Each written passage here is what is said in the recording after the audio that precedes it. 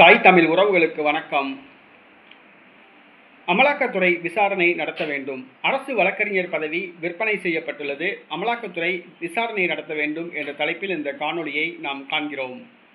தமிழக வெற்றி கழகத்தை சார்ந்த ஒரு பெண் வழக்கறிஞர் நீதிமன்றத்தில் வழக்கு தொடுத்தார். அரசு வழக்கறிஞர் பதவி 30 லட்சம் ரூபாய் வரைக்கும் விற்கப்படுகிறது, புஷி ஆனந்துக்கு கொடுக்கப்பட்ட உள்ளதாக கூறப்படுகிறது என்று வழக்கு தொடுத்தார். அதே போன்று தமிழக வெற்றி கழகத்தை சார்ந்த ஒரு நபர் அலைபேசியில் பேரம் பேசினார். 12 லட்சம் ரூபாய் என்று அரசு வழக்கறிஞர் பதவிக்கு பேரம் பேசினார்.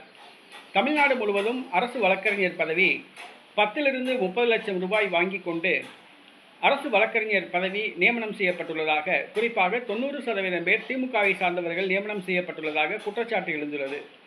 இதை அமலாக்கத்துறை கவனத்தில் கொள்ள வேண்டும். தமிழக வெற்றி கழக அரசு வழக்கறிஞர் பதவி 30 லட்சம் ரூபாய் லஞ்சம் வாங்கி கொண்டு நிரப்பப்பட்டுள்ளது. மத்தியில் ஆளும் பாரதிய ஜனதா கட்சி அரசாங்கம் இதனை கவனத்தில் கொள்ள வேண்டும். அமலாக்கத்துறை மூலமாக சம்பந்தப்பட்டவர்கள் மீது நடவடிக்கை எடுத்து சட்டத்தின் முன் நிறுத்தி குற்றவாளிகளுக்கு தகுந்த தண்டனை வாங்கி தர வேண்டும். லஞ்சம் வாங்கி கொண்டு அந்த நியமனம் செய்யப்பட்ட அரசு வழக்கறிஞர்களை பதவியிலிருந்து நீக்க வேண்டும். ஆக அமலாக்கத்துறை இந்த விஷயத்தில் தலையிட்டு நீதியை நிலைநாட்ட வேண்டும்.